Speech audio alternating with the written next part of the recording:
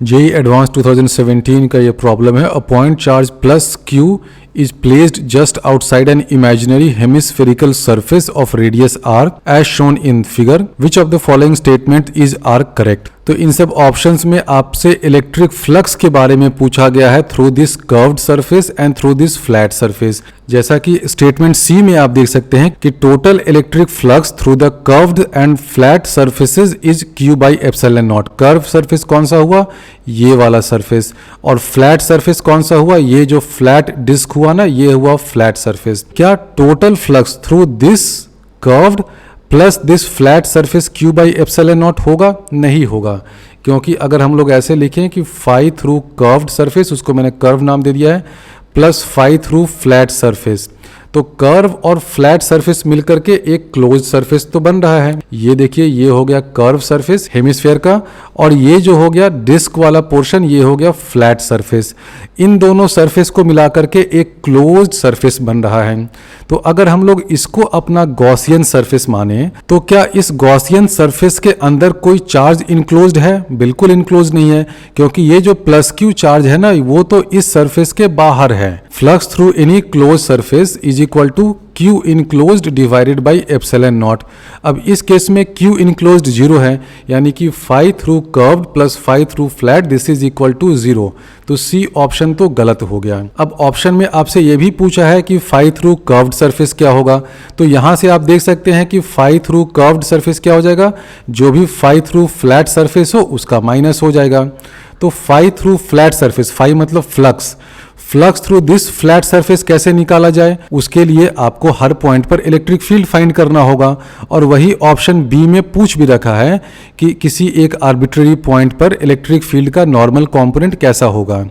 तो इसको फाइंड करने के लिए फाई थ्रू कर्व्ड सरफेस या फाई थ्रू फ्लैट सरफेस अगर फाइंड करना है, तो इसको फाइंड करने के लिए आप रूटीन इंटीग्रेशन मेथड से भी फाइंड कर सकते हैं। लेकिन कुछ बच्चे, कुछ टीचर्स इसको फाइंड करने के लिए एक फॉर्मूला होता है यूजिंग सॉलिड एंगल, उसका भी यूज करते हैं। तो अभी हम लोग using routine integration method flux through flat surface find करेंगे, और हम लोग इंटीग्रेशन मेथड से जब इस फ्लक्स को फाइंड करेंगे तो उस फॉर्मूले का डेरिवेशन भी हो जाएगा, जिसका यूज करके बहुत सारे टीचर्स, बहुत सारे स्टूडेंट्स इस क्वेश्चन को डायरेक्टली सॉल्व करते हैं और कह देते हैं कि ए ऑप्शन तो करेक्ट होगा। किसी एक आर्बिट्ररी पॉइंट P पर इलेक्ट्रिक फील्ड किस डायरेक्शन में होगा? इस प्लस क्यू चार्ज से इधर बाहर की तरफ निकलता हुआ होगा। ये हो गया इलेक्ट्रिक फील्ड का डायरेक्शन। इस इलेक्ट्रिक फील्ड का दो कंपोनेंट होगा, एक तो होगा perpendicular to this flat surface, और ये सरफेस कैसा है? ये एक डिस्क है। तो इस इलेक्ट्रिक फील्ड का दो कंपोनेंट, एक तो perpendicular to this circular disc और दूसरा होगा parallel to this circular disc. तो परपेंडिकुलर कंपोनेंट देखिए क्या होगा, उसके लिए पहले हमें टोटल इलेक्ट्रिक फील्ड फाइंड करना होगा। टोटल इलेक्ट्रिक फील्ड का मैग्नीट्यूड क्या हो जाएगा? Q by 4 pi epsilon naught, ये तो होता ही है। अब यहाँ पर नीचे में क्या हो जाएगा? डिनोमिनेटर में दिस डिस्टेंस स्क्वायर। अब ये डिस्टेंस क्या होगा? ये r है, और हमने अज्यूम किया है कि ये जो आर्बिट्ररी पॉइंट P है वो सेंटर ऑफ डिस्क से x डिस्टेंस पे है। तो ये वाला डिस्टेंस क्या हो जाएगा? Using Pythagoras theorem root under r square plus x square. तो electric field at this arbitrary point P क्या हो जाएगा? Q by 4 pi epsilon not divided by this distance square, यानी कि इलेक्ट्रिक फील्ड हो जाएगा, इसका स्क्वायर करिए, यानी कि r square plus x square. तो ये तो हो गया इलेक्ट्रिक फील्ड का मैग्नीट्यूड। लेकिन इसका परपेंडिकुलर कंपोनेंट क्या हो जाएगा? E perpendicular. अगर ये एंगल बीटा है तो ये एंगल भी बीटा होगा। बीटा क्या है? बीटा है वो एंगल जो ये पॉइंट P सबटेंड कर रहा है इस चार्ज Q पे। तो E परपेंडिकुलर क्या हो जाएगा? E cos beta. Q by 4 pi epsilon naught तो रहेगा ही, r square plus x square भी होगा, इंटू कॉस बीटा करिए। अब यहाँ से आप देख सकते हैं कि कॉस बीटा क्या होगा? ये r है, ये x है, ये root under r square plus x square है। तो कॉस बीटा क्या हो जाएगा? r divided by root under r square plus x square, यानी कि जो नीचे में r square plus x square है इसका पावर 3/2 हो जाएगा, और ऊपर में ये r रहेगा। तो ये हो गया E परपेंडिकुलर। तो क्या ये कांस्टेंट है? बिल्कुल कांस्टेंट नहीं है। आप यहाँ से देख रहे हैं कि ये जो E परपेंडिकुलर है वो x पे डिपेंडेंट है। तो ऑप्शन में जो दे रखा है ना कि perpendicular component of electric field is constant over flat surface, वो गलत स्टेटमेंट है। तो अब हमने जब E परपेंडिकुलर फाइंड कर लिया, तो इस E परपेंडिकुलर का यूज करके हम flux through this flat disc भी फाइंड कर सकते हैं। Centre of the flat disc से x रेडियस का हम लोग एक सर्कल बनाते हैं और इसका विड्थ dx कर देते हैं। जो स्टैंडर्ड तरीका होता है ना, हम लोग जब फ्लक्स वगैरह फाइंड करते हैं तो हमें क्या करना होता है, फ्लक्स फाइंड करने का मतलब ये हुआ कि flux is equal to E dot D A. तो E डॉट डी ए का मतलब क्या हुआ कि आप इलेक्ट्रिक फील्ड का नॉर्मल कंपोनेंट लीजिए, normal to this flat surface. तो यहाँ पर हमने normal component E perpendicular already find कर लिया है, तो हमें अब सिर्फ क्या करना पड़ेगा, E perpendicular into D A करना पड़ेगा। डी ए क्या हो गया, कोई भी एक छोटा सा हम लोग एनुलर स्ट्रिप लेते हैं जो इस सेंटर से x डिस्टेंस पे है और उसका विड्थ dx है। ये ध्यान रखिए, जो स्टैंडर्ड तरीका होता है इंटीग्रेशन वाले मेथड में, x रेडियस का हम लोग एक सर्कुलर स्ट्रिप बनाते हैं और उसका विड्थ कितना है, dx है। तो area of this small circular strip कितना हो जाएगा, देखिए ये पूरा जो है ना, अब ये डायग्राम में उतना क्लियर नहीं दिख रहा है, ये आप लोग समझ ही रहे होंगे किस तरह का ये सर्कुलर स्ट्रिप है। इसका रेडियस x है और इसका विड्थ dx है। तो ये रेडियस हुआ x और इसका विड्थ है dx। तो dA जो एरिया है इसका वो क्या हो जाएगा, 2 pi x circumference into dx। x is equal to हो जाएगा r tan बीटा। ये x है, ये r है, तो x is equal to r tan beta होगा। dx is equal to r sec square beta into d beta. D beta क्यों हो, क्योंकि ये जो बीटा है ये वेरिएबल है। जैसे जैसे ये पॉइंट P वेरी कर रहा है ओवर दिस फ्लैट डिस्क, ये बीटा एंगल भी वेरी करेगा। बीटा एंगल वेरी करेगा तो ये x डिस्टेंस भी वेरी करेगा। Phi through this flat disc क्या हो जाएगा, आप इंटीग्रेट करिए, E परपेंडिकुलर क्या हो जाएगा, ये लंबा सा एक्सप्रेशन होगा, q by 4 pi epsilon naught r, नीचे में रह जाएगा r square plus x square to the power 3/2। अब जब आप ये वाला सब्स्टिट्यूशन यूज करिएगा x equal to r tan beta, तो क्या हो जाएगा, r square plus r square tan square beta, 1 plus tan square beta होता है सेक स्क्वायर बीटा, तो नीचे में आ जाएगा r क्यूब और ये हो जाएगा सेक क्यूब बीटा।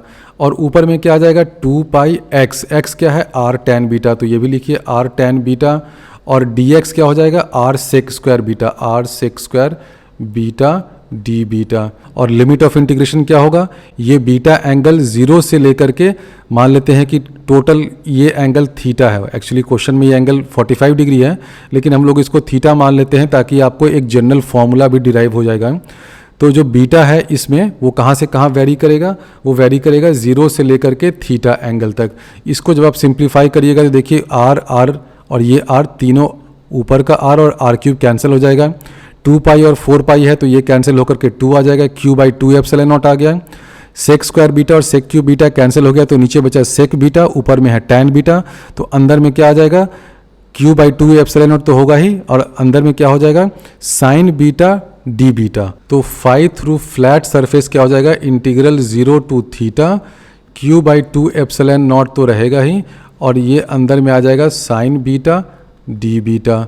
अब जब आप इसको इंटीग्रेट करेंगे तो बहुत सिंपल है, ये क्या हो जाएगा, q by 2 epsilon naught 1 minus cos theta. तो ये हमने निकाला flux through this flat surface, कितना हुआ, q by 2 epsilon naught 1 minus cos theta.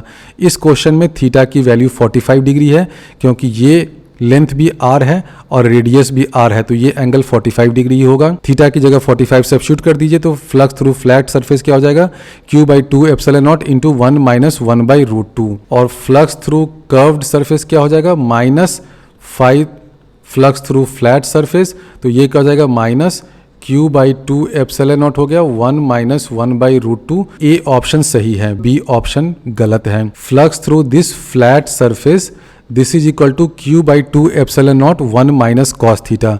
अब इस रिजल्ट को आप याद कर लीजिए, ये रिजल्ट ये बता रहा है कि अगर कोई चार्ज q रखा हुआ है और आप थीटा एंगल सबटेंड करता हुआ कोई भी एक फ्लैट डिस्क ले लेते हैं, देखिए ये फ्लैट डिस्क है, तो इस फ्लैट डिस्क के थ्रू जो टोटल फ्लक्स होगा ना, वो क्या हो जाएगा, q by 2 epsilon naught 1 minus cos theta. Theta है वो हाफ एंगल जो ये सरफेस इस चार्ज q पे सबटेंड कर रहा है। देखिए थीटा ये हाफ एंगल है, पूरा अगर आप मिलाएंगे तो ये 2 थीटा हो जाएगा। अगर थीटा की वैल्यू 0 हो जाए तो क्या हो जाएगा, फ्लक्स 0 हो जाएगा। सिंपल सी बात है, थीटा 0 हो गया, इसका मतलब ये जो फ्लैट सरफेस है बिल्कुल वो छुटकू सा है, 0 है, नेग्लिजिबल एरिया का है, तो फ्लक्स 0 ही होना है। थीटा की वैल्यू अगर पाई बाई 2 कर दें, फ्लक्स हो जाएगा q बाई 2 एप्सिलॉन नॉट। तो थीटा की वैल्यू पाई बाई 2 का मतलब क्या है कि ये जो सरफेस है वो यहाँ से आधा ऐसा है, ये वाला सरफेस हो गया, ठीक है। तो इस सरफेस के थ्रू फ्लक्स कितना होगा, पूरे स्पेस के थ्रू फ्लक्स कितना होता है, q बाई एप्सिलॉन नॉट। तो अगर हम लोग पाई बाई 2 ले रहे हैं, यानी कि ये इस रीजन का आधा, इधर की बात कर रहे हैं, तो इस रीजन में टोटल फ्लक्स कितना होगा, इस q बाई एप्सिलॉन नॉट का आधा, q बाई 2 एप्सिलॉन नॉट। वही रिजल्ट यहाँ पर आ गया कि अगर आप थीटा की वैल्यू पाई बाई 2 इसमें डालेंगे तो flux q by 2 epsilon naught हो जाएगा। अगर हम लोग थीटा की वैल्यू पाई कर दें तब क्या हो जाएगा, फ्लक्स देखिए हो जाएगा 1 माइनस माइनस 1 2 हो जाएगा, फ्लक्स उसमें q बाई एप्सिलॉन नॉट हो जाएगा। तो थीटा की वैल्यू पाई करने का मतलब क्या है कि ये ऐसे लेकर के इतना एंगल सबटेंड कर रहा है, इधर भी इतना एंगल सबटेंड कर रहा है, यानी कि ये जो फ्लैट डिस्क वाला सरफेस है ना, वो पूरा इस चार्ज q को इनक्लोज कर रहा है, तभी थीटा की वैल्यू पाई होगी। उस केस में flux through this complete surface कितना हो जाएगा, q by epsilon naught. Gauss law से कि flux through this surface is equal to charge enclose by epsilon naught. ये जो फ्लक्स है वो किसके थ्रू है, इस फ्लैट डिस्क के थ्रू है।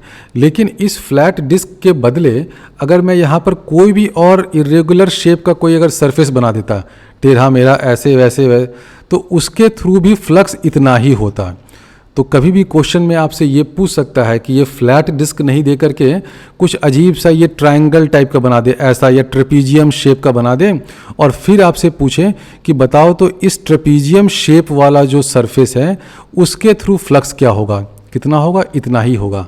तो देखिए इस ट्रेपीजियम शेप या कोई भी आर्बिट्रेरी शेप हो उसके थ्रू भी फ्लक्स उतना ही होगा जितना इस फ्लैट डिस्क के थ्रू है। क्यों, उसका भी लॉजिक बहुत सिंपल है। आप कोई भी आर्बिट्रेरी शेप ऐसा ले लीजिए, तो जब हम लोग इन दोनों सरफेसेस को ज्वाइन कर लेते हैं, ये flat disc plus this arbitrary disc, तो इन दोनों सरफेसेस के थ्रू टोटल फ्लक्स तो जीरो होना है, क्योंकि इसके अंदर देखिए कोई चार्ज तो इनक्लोज है नहीं। तो हम लोग ये लिख सकते हैं ना, phi through this flat plus phi through this arbit this is equal to 0। तो आप क्या लिख सकते हैं कि phi through this flat this is equal to minus phi through this arbit. अब ये माइनस यहाँ पर इसलिए आ रहा है क्योंकि देखिए जो फ्लैट सरफेस है उसमें लाइंस पेनिट्रेट कर रही हैं, अंदर घुस रही हैं, और ये जो आर्बिट शेप वाला सरफेस है उसमें लाइंस निकल रही हैं। तो एक में फ्लक्स जो होगा वो नेगेटिव होगा, एक में पॉजिटिव होगा, लेकिन मैग्नीट्यूड ऑफ फ्लक्स वो सेम रहेगा। क्यों सेम रहेगा, क्योंकि जितनी लाइंस अंदर घुस रही हैं इस फ्लैट सरफेस से, अगर 10 लाइन घुस रही हैं तो ये जो आर्बिट शेप वाला सरफेस है ना उसके थ्रू भी 10 लाइन ही निकलेगी, क्योंकि कोई भी इलेक्ट्रिक फील्ड लाइंस इस सरफेस के अंदर ना तो टर्मिनेट कर सकती हैं, ना कोई एक्स्ट्रा लाइन यहाँ से निकल सकती है। क्यों, क्योंकि इस सरफेस के अंदर कोई भी चार्ज नहीं है, ना इसके अंदर कोई पॉजिटिव चार्ज है, ना इसके अंदर कोई नेगेटिव चार्ज है। जब हम लोग एक क्लोज सरफेस बना देते हैं ना ये, तो उस केस में देखिए क्या हो जाएगा, ये जो फ्लैट डिस्क है उसका जो एरिया वेक्टर है वो क्या है, बाहर की तरफ इधर निकलेगा। तो जब हम लोग इस फ्लैट डिस्क के थ्रू फ्लक्स फाइंड करेंगे तो वो नेगेटिव आ जाएगा, क्योंकि एरिया वेक्टर उसका इलेक्ट्रिक फील्ड के डायरेक्शन से उल्टे डायरेक्शन में है। जब ये क्लोज सरफेस है तो जो फ्लैट डिस्क के थ्रू फ्लक्स हम लोग फाइंड करने जाएंगे तो इलेक्ट्रिक फील्ड क्या है, बाहर की तरफ है, एरिया वेक्टर क्या है, लेफ्ट डायरेक्शन में है। तो उस केस में flux through flat disc negative हो जाएगा, यानी कि ये माइनस दिस थिंग हो जाएगा, और flux through this arbitrary shape surface जो है वो इसका माइनस हो जाएगा, यानी कि इस आर्बिट्रेरी शेप सरफेस के थ्रू फ्लक्स क्या हो जाएगा, same q by 2 epsilon naught 1 minus cos theta के बराबर हो जाएगा। तो flux through any arbitrary shape वो भी इसके बराबर हो जाएगा, q by 2 epsilon naught 1 minus cos theta. तो अभी हमने ये प्रूव कर दिया कि कोई भी आर्बिट्रेरी शेप का सरफेस हो उसके थ्रू भी फ्लक्स यही होगा। तो इस रिजल्ट को हम लोग एक दूसरे तरीके से भी डिराइव कर सकते हैं कि इस आर्बिट्रेरी शेप सरफेस के बदले अगर हम लोग यहाँ पर एक स्फेरिकल कैप ले लें, यानी कि एक स्फीयर बना दें और वो स्फीयर जो है वो उस फ्लैट डिस्क को टोपी की तरह पहना दिया गया है। एक स्फेरिकल कैप अगर हम लोग यहाँ पे बना दें तो इस स्फेरिकल कैप के थ्रू भी जो फ्लक्स होगा वो किसके बराबर होगा, इसके बराबर होगा, यानी कि flux through this spherical cap this will be equal to flux through this flat disc. इसी रिजल्ट को हम लोग दूसरे तरीके से डिराइव करते हैं। प्लस क्यू चार्ज यहाँ रखा हुआ है, ये टोटल एंगल थीटा है, ये जो एंगल है ये थीटा है, और हमने क्या किया है कि यहाँ पे जो फ्लैट डिस्क था उसको एक टोपी पहना दी है, स्फेरिकल कैप पहना दिया है, और हम लोग अब फाइंड करते हैं कि इस स्फेरिकल कैप के थ्रू कितना फ्लक्स है। जब हम लोग स्फेरिकल कैप के थ्रू फ्लक्स फाइंड करेंगे तो देखिए फायदा होगा। फायदा ये होगा कि इस स्फेरिकल कैप के थ्रू जो इलेक्ट्रिक फील्ड वेक्टर निकलेगा वो ई वेक्टर, और जो एरिया वेक्टर होगा दोनों एक ही डायरेक्शन में होंगे। तो हमें यहाँ पर अब नॉर्मल कंपोनेंट वगैरह नहीं फाइंड करना पड़ेगा। और इलेक्ट्रिक फील्ड क्या हो जाएगा, वो हो जाएगा Q divided by 4 pi epsilon naught तो रहेगा ही, और ये कैपिटल R स्क्वायर हो गया। और ये R भी देखिए कांस्टेंट रहेगा, क्योंकि ये क्या है, स्फेरिकल कैप है, यानी कि इस स्फेरिकल सरफेस के हर पॉइंट का डिस्टेंस फ्रॉम Q कितना है, ये कैपिटल R के बराबर है। तो ये R भी कांस्टेंट हो गया, इसका मैग्नीट्यूड भी इस पूरे सरफेस पे कांस्टेंट हो गया। डायरेक्शन भी जो है वो एरिया वेक्टर के पैरेलल ही है। तो अब हम लोग इस इलेक्ट्रिक फील्ड का इस सरफेस पे सरफेस इंटीग्रल लेते हैं तो हमें फ्लक्स मिल जाएगा। तो फ्लक्स क्या हो जाएगा, E.dA। अब ये इंटीग्रल कैसे लिया जाए, उसके लिए हम लोग ये करते हैं कि एक कोई आर्बिट्ररी एंगल बीटा लेते हैं, उस बीटा एंगल का जो रेडियस इस स्फीयर पे सबटेंड कर रहा है ना, तो एक हमने ये सर्कुलर डिस्क बना दिया। देखिए ये एक सर्कुलर डिस्क हो गया, ये जो है ना ये सर्कुलर डिस्क हो गया, ये हो गया डिस्क। अब इस डिस्क का रेडियस कितना होगा, देखिए रेडियस होगा ये, तो ये जो रेडियस है वो कितना हो जाएगा, R साइन बीटा। तो ये जो सर्कुलर डिस्क बना इसका एरिया कितना हो जाएगा, एरिया हो जाएगा 2 pi radius R sine beta into width of this disc. ये जो विड्थ है ना ये, अब ये विड्थ कितना होगा, ये R है ये बीटा है। अब अगर हम लोग इस बीटा एंगल को थोड़ा सा चेंज करेंगे डी बीटा एंगल से, तो ये रेडियस जो है वो आगे बढ़ेगा, तो ये विड्थ कितना होगा, ये हो जाएगा आर डी बीटा के बराबर होगा। अब ये सब जो सरफेस इंटीग्रल निकालने का टेक्निक है वो एग्जैक्टली वही टेक्निक है जो आप लोगों ने ग्रेविटेशन चैप्टर में या इलेक्ट्रोस्टैटिक्स में जो potential due to a shell या potential due to a sphere find करते हैं, एग्जैक्टली वही टेक्निक है। इस इलेक्ट्रिक फील्ड का सरफेस इंटीग्रल फाइंड करना है ओवर दिस स्फेरिकल सरफेस। हमने ये वाला छोटा सा एरिया लिया है जिसका रेडियस कितना है r साइन बीटा, तो इसका सरकमफ्रेंस हो गया 2 पाई r साइन बीटा। अब ये विड्थ कितना होगा, r d beta, this is equal to dA। dA क्या हो गया, area of this small infinitesimal width portion. अब E डॉट डी ए करेंगे तो E और dA दोनों सेम डायरेक्शन में है, ध्यान रखिए, क्योंकि हम लोग स्फेरिकल कैप की बात कर रहे हैं। तो आप अगर स्फीयर एक लेंगे तो उस स्फीयर में एरिया वेक्टर भी किस डायरेक्शन में होता है, सेंटर से बाहर, रेडियली आउटवर्ड डायरेक्शन में। इलेक्ट्रिक फील्ड भी किस डायरेक्शन में है, रेडियली आउटवर्ड डायरेक्शन में, यानी कि E और dA दोनों एक डायरेक्शन में है, यानी कि डॉट प्रोडक्ट में कुछ कॉस वॉस का लफड़ा नहीं होगा। अब हम लोग फ्लक्स फाइंड करते हैं तो क्या हो जाएगा, E कितना है, Q by 4 pi epsilon naught R square तो रहेगा ही, ऊपर में हो जाएगा 2 पाई, ये आ जाएगा R साइन बीटा, फिर एक आ जाएगा R d बीटा, और बीटा कहाँ से कहाँ वेरी करेगा, 0 से थीटा तक। R स्क्वायर R कैंसिल हो गया, 2 पाई और 4 पाई कैंसिल हुआ तो 2 आ गया, यानी कि नीचे में आ गया Q बाई 2 एप्सिलॉन नॉट। ये इंटीग्रेशन होगा 0 टू थीटा, किसका इंटीग्रेशन होगा, साइन बीटा डी बीटा का। साइन बीटा डी बीटा का इंटीग्रेशन फ्रॉम 0 टू थीटा करिएगा, ये आपको दे देगा 1 माइनस कॉस थीटा, यानी कि Q by 2 epsilon naught into 1 minus cos theta. तो इससे भी आ गया कि flux through this spherical cap this is equal to Q by 2 epsilon naught 1 minus cos theta. तो फॉर्मूले को हमने एक दूसरे सरफेस का यूज करके डिराइव कर लिया। जितना फ्लक्स इस स्फेरिकल कैप के थ्रू होगा उतना ही फ्लक्स उस फ्लैट डिस्क के थ्रू होगा। आप उस फ्लैट डिस्क के बदले कोई भी सरफेस रख लेते, किसी भी आर्बिट्रेरी शेप का, फ्लक्स जो है वो सेम होता। अब इस क्वेश्चन में डी पार्ट था जो बहुत ही आसान पार्ट है, the circumference of the flat surface is an equipotential. बिल्कुल ये सही है, सर्कमफेरेंस है वो क्या है, सर्कमफेरेंस ये है। अब इस सर्कमफेरेंस का हर पॉइंट जो है वो इस Q से इक्वी डिस्टेंट है। कितने डिस्टेंस पे है, आप यहाँ से देख सकते हैं, ये वाला डिस्टेंस है √2r। अगर आप यहाँ भी आइएगा तो क्या होगा, ये परपेंडिकुलर डिस्टेंस r रहेगा, ये रेडियस r हो जाएगा, तो इस पॉइंट का भी डिस्टेंस क्या हो जाएगा, √2r। यानी कि सर्कमफ्रेंस के हर पॉइंट्स जो हैं वो √2r डिस्टेंस पे हैं, किससे, इस प्लस Q चार्ज से। तो हर पॉइंट का पोटेंशियल क्या हो जाएगा, Q by 4 pi epsilon not, और डिस्टेंस हो गया √2r। ये जो सर्कमफ्रेंस है उसका हर पॉइंट इक्वी पोटेंशियल होगा, क्योंकि हर पॉइंट का डिस्टेंस फ्रॉम Q सेम है, और कितना है, √2r, और पोटेंशियल हो जाएगा Q by 4 pi epsilon not √2r। तो डी ऑप्शन करेक्ट है।